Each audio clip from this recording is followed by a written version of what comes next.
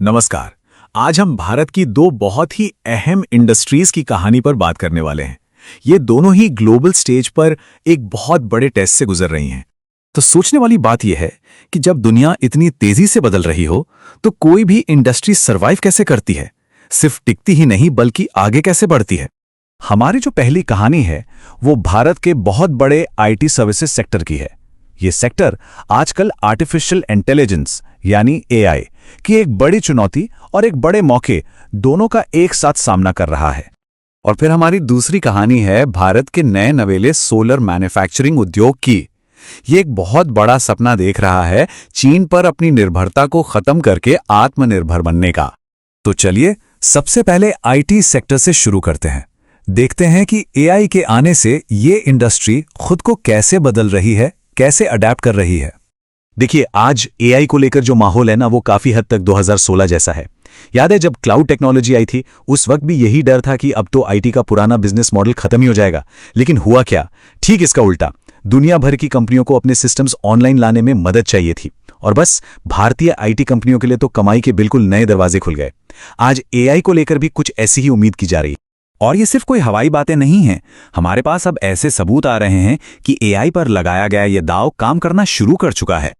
अच्छा, एक उदाहरण लेते हैं सिर्फ टीसीएस का। कंपनी ने अभी हाल ही में बताया कि वो एआई से जुड़ी सर्विसेज से ही हर साल लगभग 1.8 बिलियन डॉलर्स कमा रही है। ये बहुत बड़ी रकम है और ये इस बात का सबूत है कि एआई अब कोई फ्यूचर की टेक्नोलॉजी नहीं रह गई है, ये एक रियल बिजनेस बन चुका है। तो इससे एक बहुत ही बुनियादी सवाल खड़ा होता है, क्या आईटी कंपनियों के लिए कामयाबी का मतलब अब सिर्फ ज्यादा से ज्यादा लोगों को हायर करना नहीं रहा? देखिए, पिछले कुछ क्वार्टर्स में टीसीएस और टेक महिंद्रा जैसी बड़ी कंपनियों ने मिलकर करीब 25,000 कर्मचारी कम किए हैं। अभी सिर्फ एक नंबर नहीं है, ये एक बहुत बड़े बदलाव का इशारा है। इंडस्ट्री अब हजारों लोगों को नौकरी पर रखने के बजाय ऑटोमेशन और प्रोडक्टिविटी पर फोकस कर रही है। मतलब साफ है, आने वाले टाइम में नौकरियों का पूरा नेचर बदलेगा, जहां नंबर से ज्यादा स्किल की वैल्यू होगी। तो जो सबसे जरूरी बात है वो ये कि इंडियन आईटी एक नए बिजनेस मॉडल की तरफ बढ़ रही है।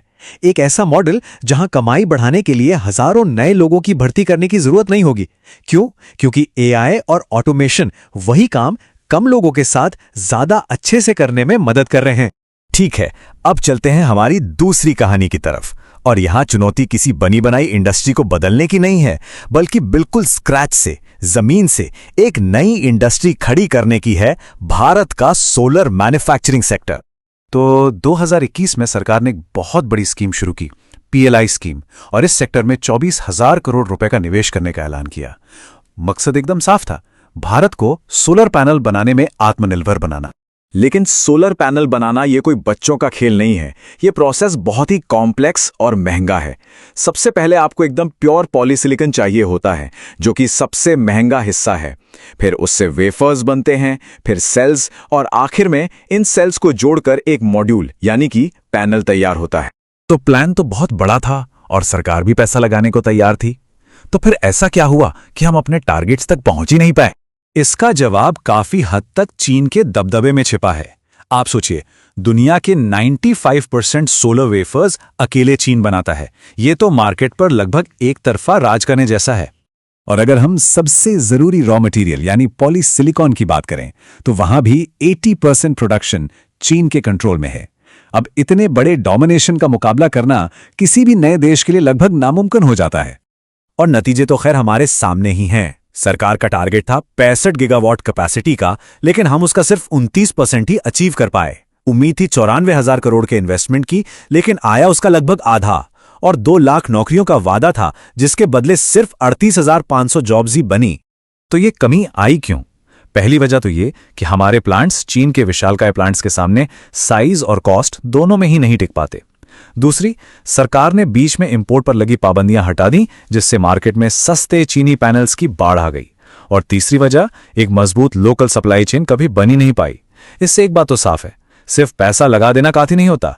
असली चुनौती तो पूरा का पूरा इकोसिस्टम खड़ा करना है। चलिए अब इन दोनों बिल्कुल अलग कहानियों को एक साथ रखकर देखते हैं, क्योंकि दोनों में एक कॉमन गोल छिपा है, पुरानी निर्भरता से आजादी। आईटी सेक्टर के लिए इसका मतलब है डीकपलिंग।